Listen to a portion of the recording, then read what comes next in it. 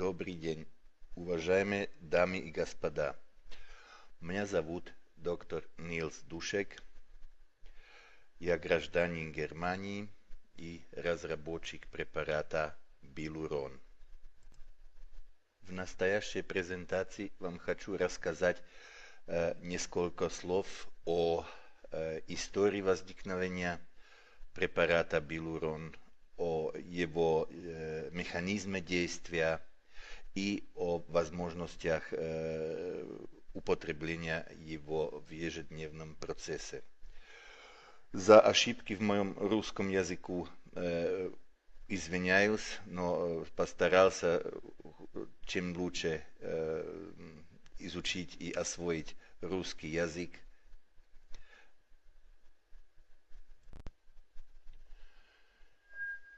Препарат Билурон – это, можно сказать, ортомолекулярный препарат и производится в Германии. Производителем есть моя компания Grammarevit, и производим Билурон для Coral Club International. Билурон считается торговой маркой Coral Club International.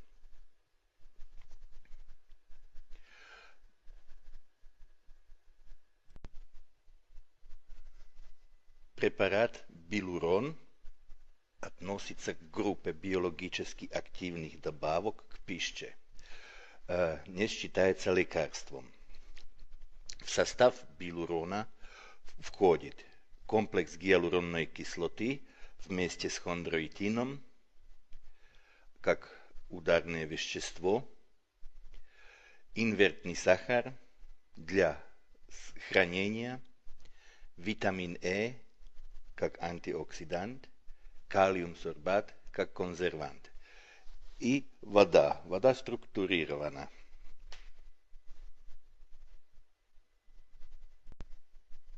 Сначала несколько слов об истории препарата Билурон.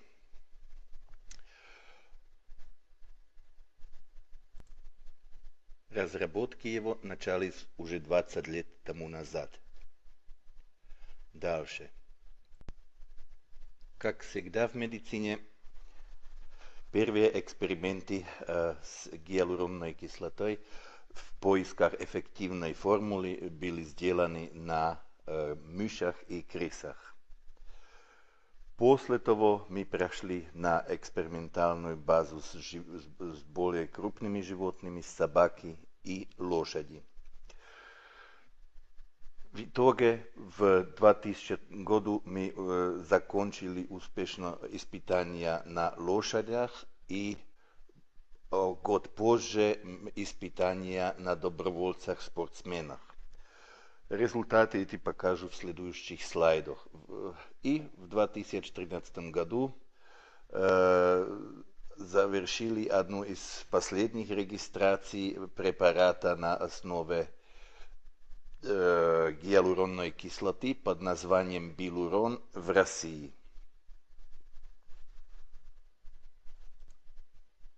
Дальше. На следующем слайде показаны результаты лечения хромоты у лошадей.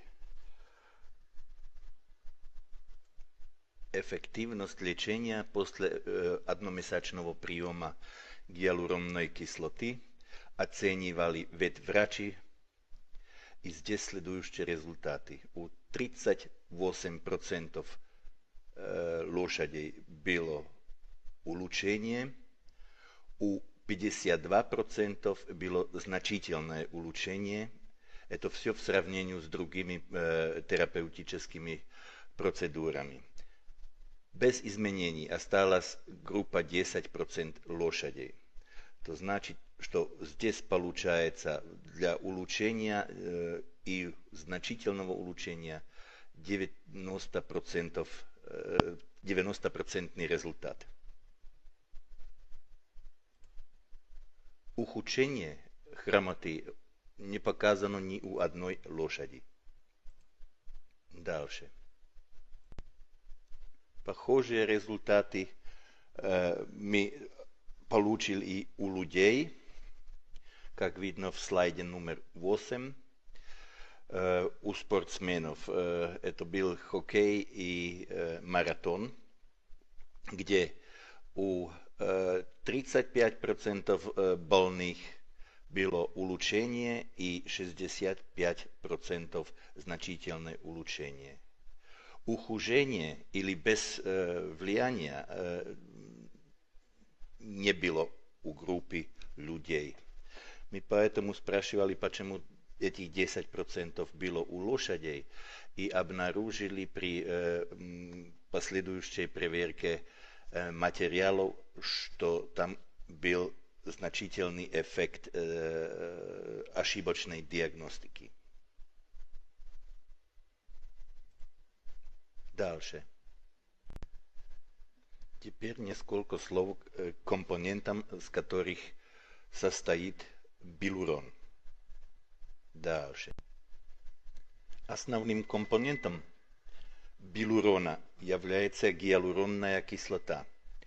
Гиалуронная кислота – это, что касается химической структуры, соединение огромного количества полисахаридных единиц, которые имеют большую молекулярную массу. Эта большая молекулярная масса – это одна из причин, почему очень тяжело всасываются химические составы с похожей структурой. Гиалуронная кислота имеет одну из главных функций в организме – это привязка воды.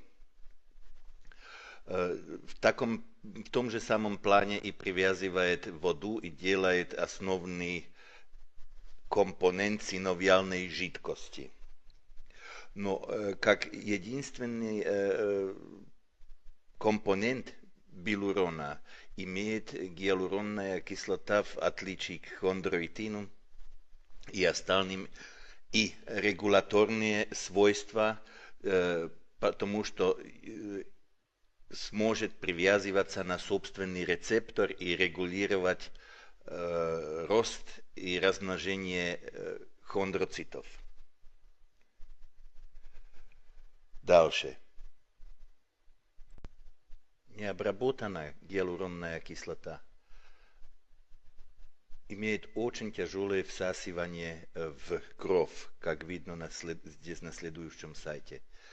Эта красная палка в середине – это стенка кишечника, через которую эти длинные молекулы очень тяжело проходят, и в процессе прохождения они расцепливаются на моносахариды.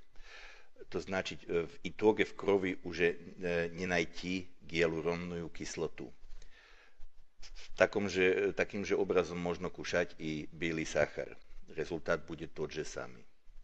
Нашей задачей было посмотреть, как можно повлиять на структуру химическую молекулы гиалуронной кислоты, чтобы прохождение через кишечник не помешало ей биологической активности как гиалуронной кислоты целиком. Дальше. Как я сначала уже сказал, результатом выше 270 экспериментов было обнаружение определенной оптимальной молекулярной структуры гиалуронной кислоты, которая позволяет проходить через кишечник целиком в цепах различной длины, которые в состоянии после прохождения опять соединиться в готовую длинную гиалуронную кислоту. Говорим о так называемом процессе ресинтеза. Вот эта гиалуронная кислота, которая таким образом изменена и проходит через кишечник, она находится в препарате билурон. Дальше. Следующим компонентом это хондроитин сульфат. Хондроитин-сульфат является очень важным структурным компонентом хрящи и хрящевого матрикса. В разнице к гиалуронной кислоте хондроитин-сульфат является чисто стройматериалом. Он не имеет никаких биологических регуляторных свойств, как гиалуронная кислота. Следующим компонентом это инвертированный сахар. Инвертированный сахар мы включили в наш препарат сначала чисто как консервант, но он химически состоит из равных долей глюкозы и фруктозы. Но показалось в поздних работах, что он не только консервант, но и только как источник энергии для хондроцитов и как стройматериал для собственного производства гиалуронной кислоты в организме. Дальше. Эти два главные компоненты, гиалуронная кислота и хондроитин, они в нашем препарате вместе связаны ковалентной связкой во форме гиалурон-хондроитинного комплекса. Здесь на картине видно вот темные это хондроитинная структура и хондроитинная доль и белые это доль гиалуронной кислоты в комплексе. После прохождения кишечником в кровь приходят транспортными белками на капсулу сустава и проходят через капсулу в суставную жидкость. В этом моменте прохождения разделяется гиалуронно-хондроитинный комплекс и отдельно проходит гиалуронная кислота, которая накапливается в жидкости сустава, и отдельно проходит хондроитин, и хондроитин используется в хрящи как стройматериал. Дальше. Здесь на картинке видно здоровый сустав, который состоит из кости, хрящи, это желтые, суставной капсулы, зеленые, и синовиальной мембраны, которая ограничивает синовиальную жидкость. Основным компонентом этой синовиальной жидкости здесь синяя. Это гиалуронная кислота. Дальше. Здесь на следующей картинке видно тот же самый сустав изменен в процессе артрозы. Главным характеристиком больного сустава это то, что убивает хрящи, и что капсула становится более толстой в сравнении с здоровым суставом. Дальше. В процессе наших разработок мы хотели объяснить для себя механизм действия гиалуронно-хондроитинного комплекса, который находится в препарате Билурон. Поэтому мы взяли гиалурон-хондроитинный комплекс и маркировали его радиоактивным маркером и смотрели его разделение в организме. Показалось, что уже в лимфу после приема проходит через 15 минут и до 2 дней может состоять в лимфе, пока не проходит в синовиальную жидкость. Это прохождение в синовиальную жидкость начинается 24 часов после приема. В синовиальной жидкости он связывается с рецепторами клеток хряща, хондроцитов, и stimuliruje takým obrazom výrobotku собственной endogенной гиалуронной кислоты. Это покажем на следующих слайдах. Дальше. Что творится в суставах в процессе артрозы в течение приема билурона?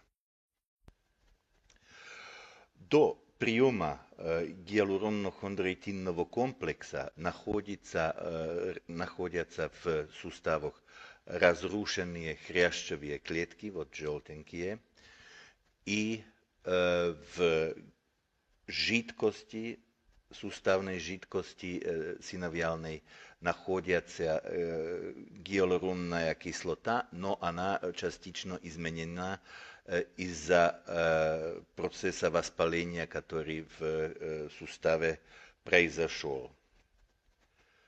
То значит, гиалуронной кислоты здесь минимум, поскольку здесь минимум гиалуронной кислоты, она не способна привязываться на рецепторы хрящевых клеток и так регулировать их действие. Рецепторы – это те стрелки, которые видно из желтых клеток. Дальше. С момента первичного приема билурона начинается в организме процесс насыщения гиалуронной кислотой. То значит, мы приводим из наружья гиалуронную кислоту, которая накапливается в синовиальной жидкости. Тем же образом в синовиальной жидкости уже два варианта гиалуронной кислоты. Первоначальная, которая была изменена воспалительным процессом, и здесь видно желтенькая, которая в препарате билурон. Таким образом повышается концентрация гиалуронной кислоты, и при определенной концентрации начинает привязка гиалуронной кислоты на собственный рецептор. Этот рецептор это специфический для гиалуронной кислоты, который на поверхности хондроцитов, и он после привязывания гиалуронной кислоты активизируется. Это значит, что там красным цветом здесь показано. Активированный рецептор позволяет клеткам размножение, пролиферацию и выращивание новых клеток в хрящи. В том же часе идет и во время приема идет и повышение концентрации хондроитина, который накапливается в жидкости, но он пока еще без определенных свойств, потому что хрящевые клетки, они не могут его перерабатывать и внести в матрикс, поскольку они не активированы. Только после активации гиалуронной кислотой смогут хрящевые клетки перерабатывать хондроитин в виде стройматериала, чтобы сделать новые слои хрящи. Дальше. Здесь видно состояние сустава после приема билурона, после 30-дневного приема. Характеристически есть, что там произошла благодаря активации рецепторов CD44, произошла пролиферация хондроцитов, то есть размножение хондроцитных клеток. Эти нормализируют свой метаболизм и способны уже сами вырабатывать гиалуронную кислоту, так как в здоровом суставе. То значит, теперь уже появляются у нас три вида гиалуронной кислоты. Первоначальная гиалуронная кислота, которая при воспалении уже была в суставе.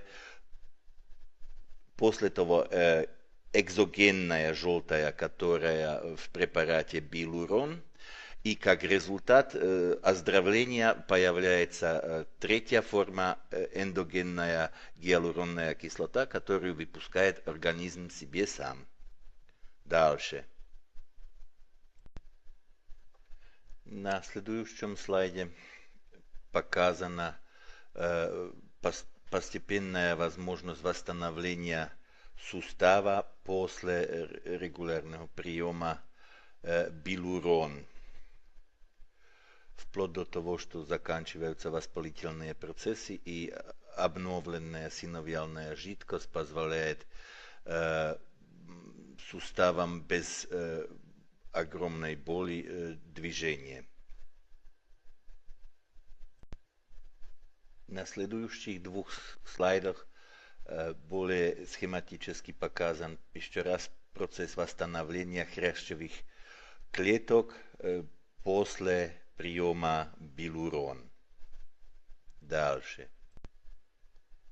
На слайде номер 25 видно, как меняется динамика и содержание гиалуронной кислоты в жидкости суставов во время и после приема билурон. На первой неделе, когда начинается процесс приема гиалуронно-хондроитинного комплекса, вначале находим в суставной жидкости только воспалительную гиалуронную кислоту. Постепенно с ежедневным приемом билурон накапливается экзогенная гиалуронная кислота, здесь красный цвет. Этот процесс накапливания идет до конца приема на 30-й день. В определенный момент есть накапливание уже такое количество гиалуронной кислоты, которая позволяет привязку на рецептор CD44, это где-то в пределах третьей недели приема. С того момента начинает организм сам выделять еще эндогенную гиалуронную кислоту. Интересно, что в четвертой неделе, когда процесс приема уже закончен, растет эндогенная дальше, эндогенная продукция гиалуронной кислоты, и так же самое на 5, 6, 7 неделе до достижения биологического определенного максима и без последующего приема билурон. Дальше. Теперь несколько слов о принимании билурона в процессе влияния и ухаживания за суставами. На следующем слайде номер 27 показан зависимость выработки гиалуронной кислоты от возраста. Однозначно показано, что до 20 лет организм способен вырабатывать себе гиалуронную кислоту в полном объеме. И после 20 выработка производительность гиалуронной кислоты падает, и 60-летний имеет уже столько лишь 10% выработки гиалуронной кислоты, которая ему нуждается. Это однозначно доказано, что организм надо субституировать из наружья гиалуронную кислоту, потому что как только упадет концентрация пониже активирования рецептора CD44, восстанавливаются и процессы оздоровления в суставах. Билурон предназначен не только для больных, но и для здоровых людей. В первой очереди это мы в течение последних 10 лет накопили ведомство, где можно применять гиалуронно-хондроитинный комплекс. Это у детей здоровых детей в фазе роста, у спортсменов, когда у них идет или перегрузка, или профилактически до нагрузок и соревнований.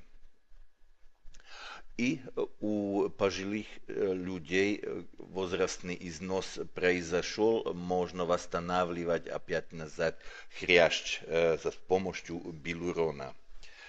И классические применения это артроз и патология межпозвоночных дисков. И в последних летах мы сделали большой эксперимент в Вьетнаме, где нам удалось доказать, что с помощью билурона можно в комплексной терапии очень хорошо влиять на подагру.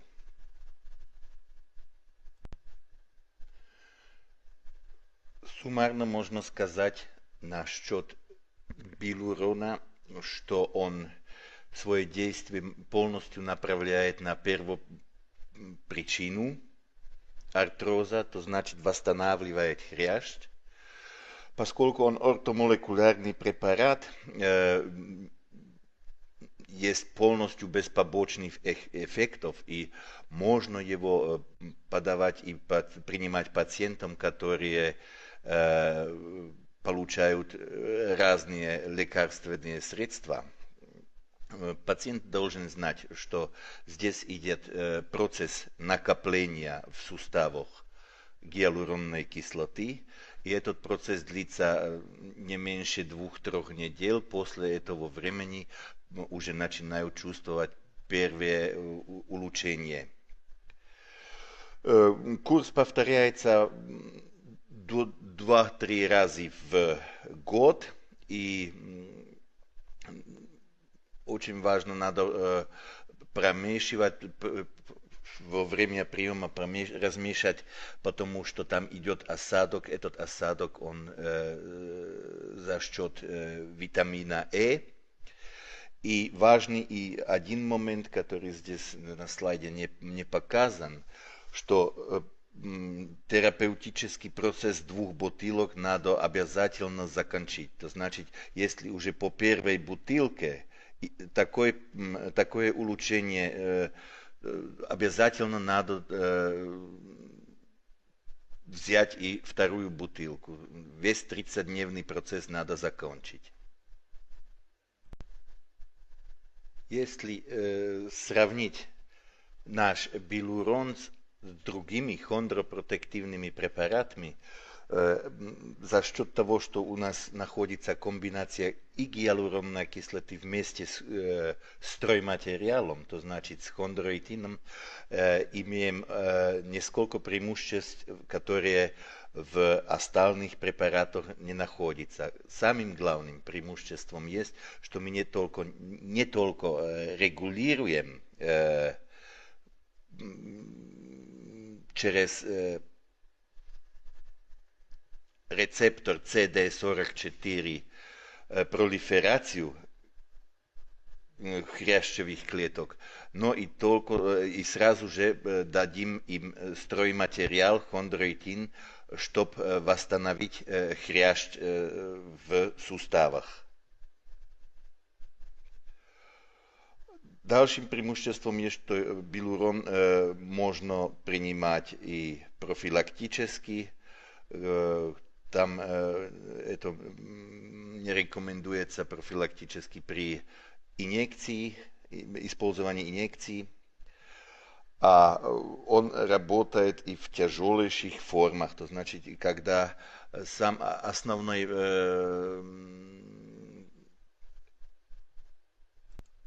основным вопросом есть, что было в суставе присутствие каких-то остатков хрящей, как, например, при артрозе степени 4, с которого можно начать восстанавливать. Потому что при степени 5 там уже нет хрящевых клеток, и там даже и билурон не очень поможет.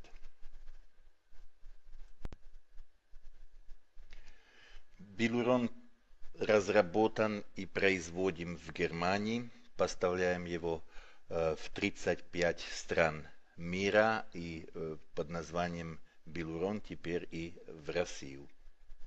В следующем показано несколько фотографий с производства современное, где гиалуронная кислота вырабатывана в биоферментерах и производственные мощности позволяют делать ежедневно несколько тысяч бутылок билурона.